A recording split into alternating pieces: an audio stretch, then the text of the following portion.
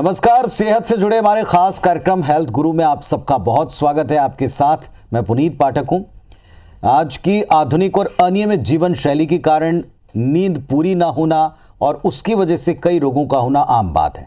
Hypertension इनमें से एक है जिसके मरीज दिन ब दिन बढ़ते जा रहे हैं। अगर हाइपरटेंशन का इलाज सही वक्त पर ना हो तो इसके और भी गंभीर नतीजे भुगतने पड़ सकते हैं। तो आज आपको हम बताने वाले हैं हाइपरटेंशन क्यों होता है, ये भी बताएंगे कि इसके रिस्क फैक्टर क्या हैं और इसके आने वाले सिम्टम्स शरीर के किन किन अंगों पर असर छोड़ सकते हैं। तो चलिए आज के इस खास हेल्थ गुरु की शुरुआत करते हैं।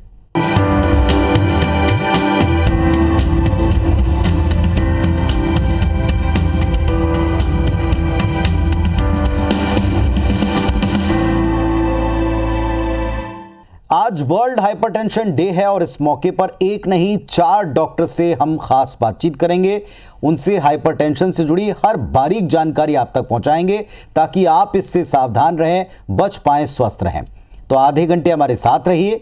सबसे पहले हमारे साथ आज जुड़ रहे हैं डीएम कार्डियोलॉजिस्ट डॉक्टर अभिमन्यु निगम साहब, जो इंदौर से जुड़े हैं। डॉक्टर साहब नमस्कार, हेल्थ गुरु में स्वागत है। सबसे पहले डॉक्टर साहब यही जानना चाहेंगे कि हाइपरटेंशन क्या है और कैसे होता है, किन को होता है? हाइपरटेंशन या high blood pressure common terms में बोला जाए तो ब्लड प्रेशर का वैल्यू मोर देन 140/90 से जब ऊपर हो जाता है तो ऐसी स्थिति को हम हाइपरटेंशन कहते हैं। हाइपरटेंशन के कई कॉजेस होते हैं। हाइपरटेंशन हमारे पॉपुलेशन में काफ़ी ज़्यादा प्रेवलेंट है। हर 3 में से एक व्यक्ति को हाई ब्लड प्रेशर की परेशानी होती है और हम आमतौर पर देखते हैं कि हर घर में एक ना एक मेंबर होता है जिसको हाई ब्लड प्रेशर की दवाइयाँ चल रही होती है। हाइपरटेंशन के कई कॉजेस होते हैं। उसमें से सबसे प्रमुख कॉज जो 85 से 90% लोगों में मिलता है वो होता है इसेंशियल हाइपरटेंशन, जिसका कोई आइडेंटिफाइबल अंडरलाइंग कॉज नहीं मिलता। 10 से 15% केसेस ऑफ हाइपरटेंशन जो होते हैं वो दूसरी बीमारियों के कारण होते हैं, जिसके प्रमुख कारण होते हैं किडनी की गड़बड़ी होना, किडनी की ब्लड वेसल्स में ब्लॉकेज के कारण होना, हार्मोनल डिसऑर्डर जैसे थायराइड की गड़बड़ी से होने का रिस्क, साथ साथ कुछ मेडिकेशंस हैं, दवाइयाँ हैं जो कॉमनली ओवर द काउंटर मिलती हैं जो कि हाई ब्लड प्रेशर कॉज कराती है। इसमें से प्रमुख दवाइयाँ हैं हार्मोनल थेरेपी है या प्रेगनेंसी टर्मिनेशन के लिए यूज़ होती हैं, स्टीरॉइड्स जो कि लोग ओवर द काउंटर यूज़ करते हैं, और पेन किलर मेडिकेशंस, ये भी हाई ब्लड प्रेशर कराते हैं। इसके अलावा एक स्पेशल टाइप का ब्लड प्रेशर हाइपरटेंशन होता है, वो होता है गर्भावस्था में, जिसको हम जेस्टेशनल हाइपरटेंशन बोलते हैं। उसके अलावा कुछ प्रकार के कैंसर होते हैं जिनके कारण भी पेशेंट का ब्लड प्रेशर बढ़ सकता है। डॉक्टर साहब, हाइपरटेंशन होने के प्रमुख कारण क्या-क्या हो सकते हैं, लाइफस्टाइल या कुछ और? जैसा कि मैंने बताया, हाइपरटेंशन के कई कारण होते हैं। उसमें से ज़्यादातर केसेस में हमें कोई आइडेंटिफाइबल कॉज नहीं मिलता। हाँ, पर यह है कि जो पेशेंट हाई ब्लड प्रेशर की दवाइयाँ ले रहा है और उसका ब्लड प्रेशर कंट्रोल नहीं है, ऐसे के कारणों के बारे में मैं आपको बताता हूँ। उसमें से सबसे प्रमुख कारण है हाई सॉल्ट इंटेक। WHO कहता है कि एक एवरेज पर्सन को 5 ग्राम पर डे सॉल्ट इंटेक करना चाहिए, जबकि हमारे भारत में एक एवरेज पर्सन दिन में 10 से 15 ग्राम सॉल्ट इंटेक करता है, जो कि WHO के मानकों के अनुसार 2 से 3 गुना ज़्यादा है। तो हाई सॉल्ट इंटेक से बॉडी में सोडियम की मात्रा बढ़ती है जो कि ब्लड प्रेशर को अनियमित रूप से बढ़ाता है। तो सबसे प्रमुख चीज़ है खाने में नमक की मात्रा को नियमित करना। उसके अलावा आजकल सब लोगों की ज़्यादातर जॉब है डेस्क जॉब, बैठे रहना, तो sedentary lifestyle, poor physical activity एक इम्पॉर्टेंट कारण है हाई ब्लड प्रेशर होने का और उसका कंट्रोल ना होने का। उसके अलावा प्रोसेस फूड खाना, इंक्रीज मेंटल स्ट्रेस, स्लीप की कमी होना और मानसिक तनाव, ये सारे कॉजेस हैं हाई ब्लड प्रेशर को बढ़ावा देने वाले। डॉक्टर साहब, हाइपरटेंशन के शुरुआती लक्षण कैसे पहचाने आप, किस तरीके से आप एक अलार्म की तरह इनको लें? तो ये एक बहुत ही अच्छी चीज़ आपने पूछी। आइडियली हम सोचते हैं कि मैं एकदम ठीक था, सडनली मुझे कैसे ब्लड प्रेशर हो गया। तो ब्लड प्रेशर या हाइपरटेंशन को हम साइलेंट किलर डिसीज़ बोलते हैं। साइलेंट किलर डिसीज़ का मतलब ये होता है कि हाइपरटेंशन का कॉमनली कोई सिम्टम नहीं होता। हमें पता नहीं पड़ता कि हमारा ब्लड प्रेशर कितना है, कितने समय से बढ़ रहा है या कितने सालों से ब्लड प्रेशर है। हाइपरटेंशन यूजुअली अपने कॉम्प्लिकेशंस के साथ प्रेजेंट करता है, जैसे हार्ट अटैक, लकवा लगना, किडनी खराब हो जाना, आँखों में खराबी आना। जनरली हाइपरटेंशन का कोई सिम्टम नहीं होता। कभी कभार जब ब्लड प्रेशर एक सेट वैल्यू से बहुत ऊपर चला जाता है, 200 या 200 से ऊपर हो जाता है, तो कुछ केसेस में कुछ लोगों को सर दर्द होना, उल्टियाँ आना, सडनली विजन में कमी आ जाना, अचानक से सांस फूल जाना, ये सारी सिम्टम्स आ सकते हैं। बट मेजॉरिटी ऑफ केसेस में हाइपरटेंशन या हाई ब्लड प्रेशर के कोई सिम्टम्स नहीं होते।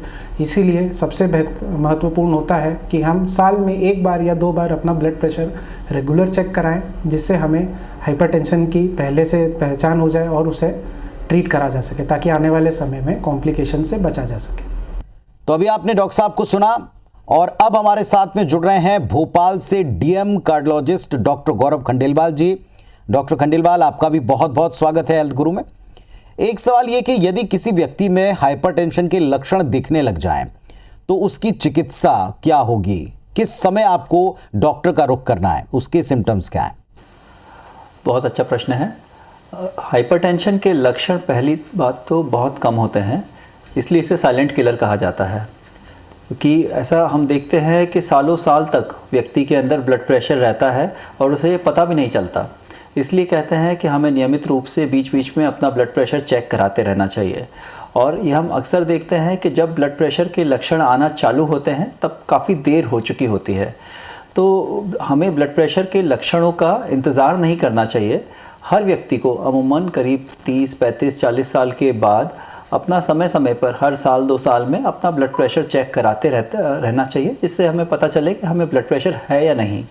क्योंकि आजकल हम देखते हैं कि 40 साल के ऊपर के जो लोग हैं उनमें एटलीस्ट 40 से 50% लोग ऐसे हैं जो ब्लड प्रेशर से ग्रसित हो जाते हैं। तो इसे चेक कराते रहना बहुत ज़रूरी है। दूसरा, अगर हमें ब्लड प्रेशर के लक्षण आने लग जाएं, लक्षण क्या हो सकते हैं? जैसे कि कभी सिर भारी होना, कभी बीच बीच में थोड़ा सा घबराहट होना, थोड़ा पसीना आना, अनईजीनेस होना, सांस फूलना, यह सब ब्लड प्रेशर के लक्षण हो सकते हैं। तो अगर हमें ये लक्षण आने लग जाए तो हमें अपना सबसे पहले ब्लड प्रेशर चेक करके इसे कंफर्म करना चाहिए। अगर हम खुद कॉन्फिडेंट नहीं हैं, खुद घर पे इसकी मशीन नहीं है, तो हमें चिकित्सक को दिखाना चाहिए।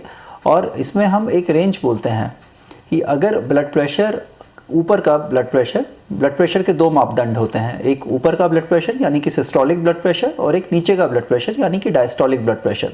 तो ऊपर का ब्लड प्रेशर अगर 140 से ऊपर रहने लगे या फिर नीचे का ब्लड प्रेशर अगर 90 से ऊपर आने लगे, तो इसे हम कहते हैं कि अब ये हाई ब्लड प्रेशर यानी कि हाइपरटेंशन की अवस्था हो गई है। तो इस तरह का अगर आपके बीपी की रीडिंग्स आ रही हैं तो फिर आपको चिकित्सक को दिखाना चाहिए। अगर चिकित्सक को ज़रूरी लगेगा तो वह इसके लिए दवाई चालू करेंगे। और हमें सीवियर लक्षणों का वेट नहीं करना चाहिए। कई बार ऐसा होता है कि ब्लड प्रेशर अगर बहुत ज़्यादा ऊपर पहुंच जाए, यानी कि 200 के ऊपर पहुंच जाए ऊपर का ब्लड प्रेशर, या नीचे का ब्लड प्रेशर 120 के ऊपर पहुंच जाए, तो व्यक्ति को इसके सीरियस मैनिफेस्टेशंस हो सकते हैं। जैसे कि एकदम से बहुत ज़्यादा सांस फूलने लगना, हार्ट फेल हो जाना, या फिर कभी कभी दिमाग के अंदर ब्लड की कोई नस फट जाती है जिससे कि स्ट्रोक हो सकता है। तो यह सब सीरियस मैनिफेस्टेशंस हो सकते हैं। एकदम से किडनी इंजरी हो सकती है, पेशाब आना बंद हो सकता है, या फिर एकदम से कई बार आँखों के अंदर इसका असर पड़ जाता है, दिखना बंद हो जाता है, रेटिनल डिटैचमेंट आदि हो जाते हैं। तो यह सब सीवियर ब्लड प्रेशर के मैनिफेस्टेशंस हो सकते हैं। इसीलिए हमें समय पर ब्लड प्रेशर को अगर हमें पता लग जाए तो इसका ट्रीटमेंट चालू कर देना चाहिए, ताकि हम इन सीवियर मैनिफेस्टेशंस को अवॉइड कर सकें। हाइपरटेंशन के संभावित कॉम्प्लिकेशंस हमने कई बार सुने हैं, कुछ लोग इनके बारे में सुनकर ही डर जाते हैं। तो ये कॉम्प्लिकेशंस क्या हैं, क्या क्या हो सकता है? अगर किसी व्यक्ति के अंदर लंबे समय तक ब्लड प्रेशर बना रहता है तो उसका जितने भी हमारे शरीर की ब्लड वेसल्स हैं, धमनियां हैं, रक्तवाहिनियां हैं, उन पर इसका धीरे धीरे धीरे बुरा प्रभाव पड़ता है। अक्सर हम देखते हैं कि इन हमारी ब्लड वेसल्स के अंदर ये एक धीमा धीमा डैमेज करता है, जिससे कि उनके अंदर कई बार थोड़ा ब्लॉकेज डेवलप होने लगता है। तो शरीर के अलग अलग अंगों पर इसका अलग अलग प्रभाव पड़ता है। जैसे कि मैं अगर ऑर्गन वाइज चाहूँ, जो मेजर ऑर्गन्स होते हैं हमारे, जैसे कि अगर हम हार्ट की बात करें तो हार्ट की जो ब्लड वेसल्स होती हैं, जिन्हें हम कोरोनरी आर्टरीज कहते हैं, उनके अंदर ब्लॉकेजेस डेवलप होने लगते हैं। तो हार्ट की जो डिसीज़ेस होती हैं, जैसे कि अंजाइना हो गया या दिल का दौरा हो गया, हार्ट अटैक हो गया, इन सब के होने का प्रमुख कारण ब्लड प्रेशर ही होता है, जो कि अनडिटेक्टेड, अनरिकॉग्नाइज्ड ब्लड प्रेशर, जो कि कई लंबे समय तक चलता रहता है, या जिसको हमें पता होने के बावजूद हम ठीक से इलाज नहीं कराते हैं, जिसे कंट्रोल नहीं रखते हैं, तो उसका हार्ट की नसों पे ये प्रभाव पड़ने लगता है। हार्ट पे ही कई बार ऐसा होता है कि व्यक्ति एकदम हाई ब्लड प्रेशर के साथ में प्रस्तुत होता है, हॉस्पिटल आता है और उस हाई ब्लड प्रेशर के कारण एकदम से हार्ट फेल हो जाता है, व्यक्ति की सांस फूलने लगती है, हार्ट की पंपिंग कैपेसिटी एकदम से कम हो जाती है, तो उसमें लंग्स में कंजेशन होकर एकदम फेलियर की स्थिति में हॉस्पिटल में आता है। तो दूसरा इसका, जैसे हम ब्रेन पे देखते हैं, कई बार एकदम से ब्लड प्रेशर का सीरियस इफेक्ट होता है, जो कि 2-3 तरीके से प्रस्तुत हो सकता है। एक होता है कि एकदम से लकवा मार जाए व्यक्ति को, तो लकवे का 80 to 90% केसेस के अंदर जो कारण होता है वह हाई ब्लड प्रेशर होता है।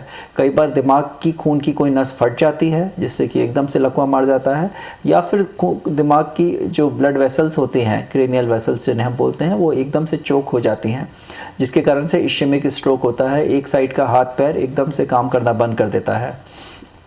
कई बार ब्लड प्रेशर का अत्यधिक दबाव होने से ब्रेन के अंदर हाइपरटेंसिव एन्केफेलोपैथी नामक अवस्था आ जाती है, जिससे कि व्यक्ति को एकदम से सोचना समझना आदि कम हो जाता है। इसी तरीके से हाई ब्लड प्रेशर का किडनीज पे असर पड़ सकता है, जो कि अगर लंबे समय तक ब्लड प्रेशर किडनी में होता है तो फिर उसके कारण क्रॉनिक किडनी डिसीज़ होने लगता है। यानी कि किडनीज हमारा एक मुख्य ऑर्गन होता है जिससे कि पेशाब बनती है एवं शरीर का जो कुछ ब्लड वेस्ट होता है वह सब छन के बाहर जाता है यूरिन के माध्यम से। तो अगर किडनीज पे इसका प्रभाव पड़ने लग जाए तो पेशाब बनना कम हो जाती है एवं टॉक्सिक मटेरियल हमारी बॉडी में धीरे धीरे एक्यूमुलेट होने लगते हैं। लंबे समय तक किडनी की तकलीफ होने पर कई बार डायलिसिस आदि की अवस्था आ जाती है। तो किडनी की बीमारियों का भी मुख्य कारण ब्लड प्रेशर होता है। इसी तरीके से कई बार एकदम से ब्लड प्रेशर का जोर किडनी पे पड़ जाए तो एक्यूट किडनी इंजरी यानी किडनी पे एकदम से काम करना बंद कर देती हैं। इसी तरीके से हमने आँखों के संदर्भ में बात कही कि आँखों का कई बार रेटाइनल डिटैचमेंट हो जाता है, ब्लड प्रेशर एकदम से बढ़ जाए तो आँखों का पर्दा एकदम से हट जाता है, जिसकी वजह से एकदम से दिखना बंद हो सकता है, या आँखों के अंदर ब्लीडिंग हो सकती है जिसे कि हम रेटाइनल हेमरेज बोलते हैं। और इसी तरीके से ब्लड की जो दूसरी नसें होती हैं हमारी बॉडी में, जैसे कि पैर की नसें, हार्ट की नसें, गर्दन की नसें, इन सब में जगह जगह ब्लॉकेजेस होने की एक टेंडेंसी हो सकती है। तो हाइपरटेंशन अकेले भी ये सब करा सकता है, या फिर हाइपरटेंशन के साथ में अगर दूसरे रिस्क फैक्टर्स जुड़ जाए, जैसे कि डायबिटीज़ हो गया, स्मोकिंग हो गया, मोटापा हो गया, हमारा एक जगह बैठे रहने की आदत हो गई, स्ट्रेस हो गया, ये सब चीज़ें मिलकर भी ब्लड प्रेशर के साथ में अक्सर डिसीज़ प्रोसेस को एक्सेलरेट करती हैं, जगह जगह अपना बुरा प्रभाव दे सकती है। डॉक्टर साहब, हाइपरटेंशन से गंभीरता आपको तब पता चलती जब ये बहुत बढ़ जाता है, इस स्थिति तक ना पहुंचे इसके लिए क्या करें? हाइपरटेंशन का जनरली यही रहता है कि अगर एक लंबे समय तक आप इसे कंट्रोल नहीं कर रहे हैं, लंबे समय तक ये अपना शरीर पे धीरे धीरे क्रमशः अपना असर दिखाता रहता है, तो यह फिर एक अवस्था ऐसी आ जाती है जब ये कोई एक पर्टिकुलर ऑर्गन एकदम से फिर ऐसा इसके कारण कॉम्प्रोमाइज़ होने लगता है। फिर भले वो हार्ट हो तो कभी एकदम से हार्ट का दौरा पड़ सकता है, या फिर हार्ट फेल हो सकता है, वही किडनी हो, वही आँख हो, तो अलग अलग ऑर्गन्स एक सिलसिलेवार कई सालों तक जब इसके असर से ग्रसित रहते हैं ब्लड प्रेशर के, तब कभी एकदम से फिर ये मैनिफेस्ट करते हैं और हम देखते हैं कि कोई एक ऑर्गन में एकदम से कॉम्प्रोमाइज़ हो गया। आपने 2 डॉक्टर्स को सुना है जिनसे हमने अब तक सिम्टम्स के बारे में और इसके सीवियर मोड में चले जाने के बारे में भी हमने बातचीत की। अब हमारे साथ में रायपुर से डीएम कार्डियोलॉजिस्ट डॉक्टर सुलभ चंद्राकर जी जुड़ रहे हैं, उनका भी बहुत बहुत स्वागत करते हैं। डॉक्टर सुलभ, क्या हाइपरटेंशन अन्य रोगों या बाकी के शरीर के ऑर्गन्स पर भी असर डाल सकता है? बिल्कुल, हाई ब्लड प्रेशर यानी हाइपरटेंशन बॉडी के सारे ऑर्गन्स को अफेक्ट करता है। जैसा कि हम जानते हैं कि जो हाइपरटेंशन है वो लीडिंग कॉज है हार्ट अटैक एवं सेरेब्रोवास्कुलर एक्सीडेंट यानी कि ब्रेन अटैक्स का। इसके अलावा जो लगातार अगर आपको हाइपरटेंशन है 10-15 सालों से, तो आपको किडनी पे भी अफेक्ट कर सकता है वो, यानी कि क्रोनिक किडनी डिजीज CKD जिसे कहते हैं, वो ये करा सकता है। तथा आंखों पे भी काफ़ी असर कर सकता है। रेटाइनोपैथी, आपके रेटाइना जो आंखों की पर्दे होते हैं उस पर भी अफेक्ट कर सकता है एवं विजन को अफेक्ट कर सकता है। तो बेसिकली अगर आपको लंबे समय से ब्लड प्रेशर है तो आपको मेजर जो ऑर्गन्स हैं सारे अफेक्ट हो सकते हैं इससे। डॉक्टर साहब, हाइपरटेंशन का डायग्नोसिस कैसे करते हैं और इसकी जांच के लिए आप क्या क्या टेस्ट करवाते हैं? हाइपरटेंशन एवं उसके जांचों में दो भाग में हम उसे डिवाइड कर सकते हैं। पहला होता है हाइपरटेंशन की डायग्नोसिस, और दूसरा पार्ट को हम कह सकते हैं कि हाइपरटेंशन के द्वारा जो भी एंड ऑर्गन डैमेज है उसे हम डिटेक्ट करना। तो हाइपरटेंशन का जो डायग्नोसिस है उसका तो एक ही माध्यम है, हम लगातार बीपी चेक करें। और बीपी चेक करने का भी प्रॉपर तरीका है, जो आपको प्रॉपर 30 मिनट्स पहले कुछ स्मोकिंग या टी कॉफ़ी ये सब अवॉइड करना है, तथा सिटिंग अपराइट पोजीशन में स्ट्रेट बैठना है। आपको लेफ्ट हैंड का बीपी मेजर करना है, और सिर्फ एक रीडिंग इंपॉर्टेंट नहीं होती, आपको ड्यू कोर्स 3 रीडिंग अगर लगातार आपका 130/80 या 140/90 से बढ़ा हुआ है तो आप हाइपरटेंशन कहलाते हैं। उसमें भी डिफरेंट स्टेजेस हैं एवं कैटेगरीज हैं, उसके अकॉर्डिंगली ब्लड प्रेशर आपका कितना हाई है उसके अकॉर्डिंग आपकी बीपी की दवाइयाँ स्टार्ट की जाती है। तथा दूसरा हिस्सा होता है कि हाइपरटेंशन से एंड ऑर्गन डैमेज क्या हुआ है, यानी आपके ऑर्गन्स को क्या क्षति पहुंची है। उसके लिए हमें एक ईसीजी या इको कराना होता है कि हार्ट की पंपिंग कैपेसिटी तो ठीक है, या उसकी मांसपेशियों मोटी तो नहीं हो गई हैं, जिसे हम वेंट्रिकुलर हाइपरट्रॉफी कहते हैं, वो तो नहीं हो गया है। तथा दूसरा होता है किडनी में हम क्रिएटिनिन कराएं कि आपका ब्लड प्रेशर का किडनी में तो असर नहीं पहुंचा है, या आपकी प्रोटीन्स तो नहीं लीक हो रही है ब्लड प्रेशर की वजह से, जिसे हम प्रोटीनूरिया कहते हैं। तो बेसिकली आपको हमें ईसीजी, इको तथा एक क्रिएटिनिन की टेस्ट करवानी चाहिए अगर आप लंबे समय से ब्लड प्रेशर के मरीज हैं तो। हाइपरटेंशन का उपचार बड़ा ही कहते हैं कि वक्त पर शुरू कर देना चाहिए, लेकिन ये होता क्या है और किस तरह की दवाइयां इसमें प्रयोग की जाती? हाइपरटेंशन का पहला लाइन ऑफ ट्रीटमेंट होता है लाइफस्टाइल मॉडिफिकेशन, यानी आप एक्सरसाइज करें, एरोबिक के साथ वेट लिफ्टिंग वाले एक्सरसाइजेस करें, मिनिमम 20 to 30 मिनट्स डेली जो रिकमेंडेड है सारे गाइडलाइंस में। सॉल्ट का रिस्ट्रिक्शन कम करें, जितना सॉल्ट टेस्ट के लिए रिक्वायर्ड है सिर्फ उतना ही सॉल्ट हम रखें। एक्स्ट्रा सॉल्ट जैसे अचार, पापड़ या चाइनीज़ फूड्स, ये सब बिल्कुल हम अवॉइड करें। और डाइट में थोड़ा पोटेशियम की मात्रा हम को बढ़ाएं, इंक्रीज़ करें। और इसके बाद भी अगर आपका बीपी अनकंट्रोल्ड है तो सेकंड लाइन होता है हम दवाइयों के द्वारा हम स्विच करें, दवाइयों पे जाएं। और वो डिफरेंट दवाइयां हैं गाइडलाइन डायरेक्टेड, जो आपके डॉक्टर आपको रेकमेंड करेंगे। चलिए, तो अब तक हाइपरटेंशन के बारे में हमने काफी कुछ जान लिया, लेकिन अभी भी कुछ और सवाल हैं मन में, और इन्हें जानने के लिए, समझने के लिए ग्वालियर से DM cardiologist doctor Ashish Chauhan साहब भी आज के हेल्थ गुरु में हमारे साथ में जुड़ रहे हैं। डॉक्टर साहब, बहुत स्वागत है आपका। डॉक्टर आशीष, हाइपरटेंशन के मरीज को कितने वक्त तक ये दवाइयां लेनी पड़ती हैं, क्योंकि क्या और किस तरह की दवाइयां तो हमने जान लिया, टाइमिंग क्या रहती है, कितने समय तक चलती हैं?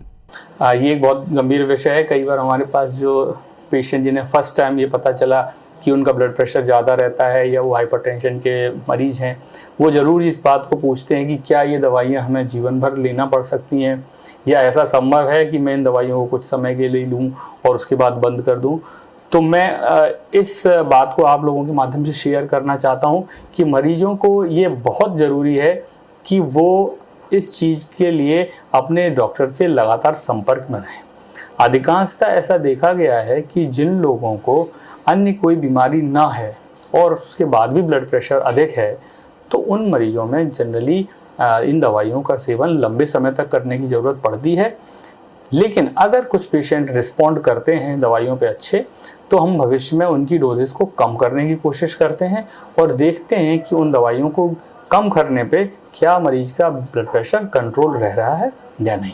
अगर ब्लड प्रेशर कंट्रोल आता है तो हम एक ट्रायल करने की कोशिश करते हैं कि उन्हें दवाइयों को बंद करके देखें और उनका ब्लड प्रेशर समय समय पर जांचते रहें। हाइपरटेंशन से प्रभावित व्यक्ति को अपने लाइफस्टाइल में बदलाव की सलाह तो बहुत दी जाती, ये कहाँ से शुरू करें, ये क्या चेंजेस हैं? लाइफस्टाइल की अगर हम बात करें तो सबसे पहले हम बात करते हैं कि किन चीज़ों को हमें अपने जीवन शैली में जोड़ना चाहिए, और दूसरी बात है कि किन चीज़ों को हमें अपनी जीवन शैली से हटाना चाहिए।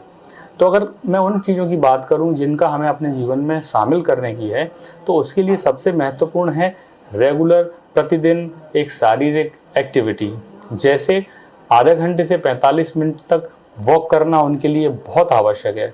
कोशिश करें कि वो नियमित रूप से हफ्ते में कम से कम 5 दिन सुबह या शाम अपनी सुविधा के अनुसार आधा घंटे से 45 मिनट तक घूमने अवश्य जाएं। साथ ही साथ कुछ योग और व्यायाम वो कर सकते हैं। या कई बार हाइपरटेंशन के पेशेंट ऐसे भी होते हैं जिन्हें किडनी या हार्ट के फेलियर की भी समस्या होती है, तो उन मरीजों को हम लोग कुछ सुपरवाइज्ड एक्सरसाइज के लिए गाइड करते हैं कि वो कोई वेट लिफ्टिंग या ऐसे एक्सरसाइज ना करें जो हार्ट के ऊपर दबाव बढ़ा सकते हैं या हार्ट फेलियर को भविष्य में बढ़ा सकते हैं। साथ ही हम नंबर 2 पर उन चीज़ों की भी बात करेंगे कि किन चीज़ों से हमें बचना है।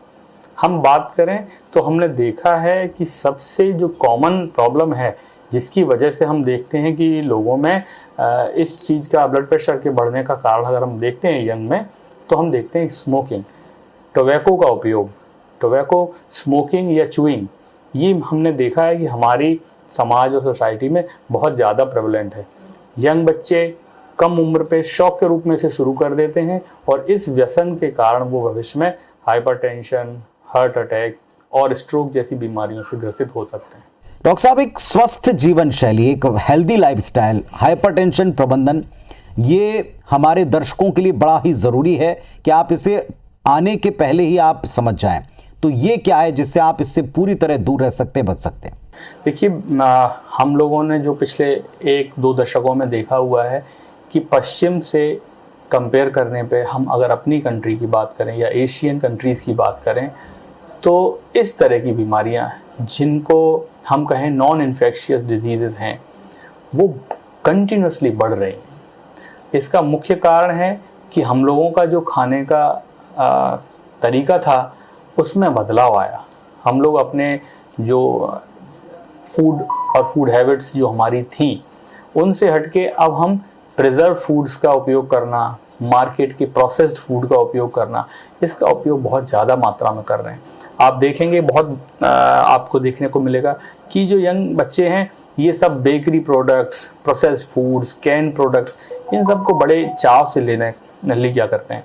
और यही सब वो चीज़ें हैं जिनके अंदर जो प्रिजर्वेटिव्स हैं ये सब हार्मफुल इफ़ेक्ट आते हैं। हाई कैलोरी प्रोडक्ट्स हैं और उसके साथ ही साथ बच्चों में फिजिकल एक्टिविटी अब बहुत कम हो रही है।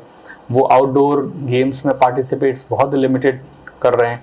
जनरली वो फ़ोन, टीवी या स्क्रीन टाइम पे अपना समय वेस्ट करते हैं। तो हम सबको इसके लिए ध्यान भी देना है और अपने घर आसपास बच्चों को अर्ली एज से इस चीज़ के लिए प्रमोट करना है कि वो इन फूड हैबिट्स से बचें, साथ ही साथ फिजिकल एक्टिविटी में पार्टिसिपेट करें, कि यही चीज़ें हैं जिनसे भविष्य में वो ब्लड प्रेशर, मोटापा, कोलेस्ट्रॉल का बढ़ना या अन्य परेशानियों से बच सकते हैं। तो आज के हेल्थ गुरु में आपने एक नहीं 4 एक्सपर्ट को सुना और सबको सुनने के बाद में एक हेल्दी लाइफस्टाइल, एक हेल्दी जीवनचर्या अपनाना बहुत ज़रूरी है। उम्मीद करते हैं कि आपने चारों डॉक्टर्स को ध्यान से सुना होगा, आप इस बीमारी से बच सकें, अपने आप को स्वस्थ रख सकें, परिवार के साथ खुशहाल जीवन बिताएं। यही आज के हेल्थ गुरु का मकसद रहा है। अगली बार फिर से एक्सपर्ट को लेकर मुलाकात होगी आपसे। नमस्कार।